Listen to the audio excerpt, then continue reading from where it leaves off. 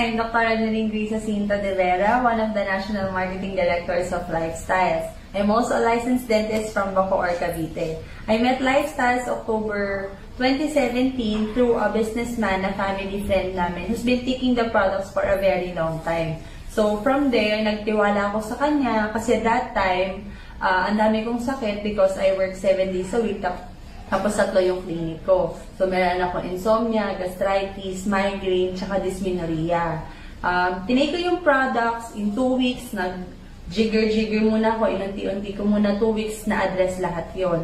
Pero ang major testimony ko dito at akala ko imposible mangyari na gumaling is yung ganglion cyst ko. Meron ako sa right wrist na pinaoperahan ko, but after 3 months, because nga asipag ko, bumalik siya hanggang pati yung left wrist ko nagkaroon. So, nung ininom ko siya, sabi nila, wala naman siyang overdose. So, tinake ko siya 1 bottle a day. On my 3rd bottle, nawala yung 2 bukol ko. So, very amazing, di ba? So, nung nawala yun, kwento ko sa family ko, na-address yung carpal tunnel syndrome ng mama ko. Tapos, yung mataas sa cholesterol ng tatay ko, ngayon wala na. Wala na rin siyang maintenance. Kaya yung pamilya ko, ang galing. Kasi, lahat ng problema sa bahay, pag natalsikan ka ng mantika, papahid namin yung intra, pagka nagpatigawat ka, spray yung intra sa buong muka. So, ganun kaganda yung products, kaya very blessed kami dahil dito. Kaya gusto namin, ako especially, gusto ko i-share sa maraming tao kasi kung ano yung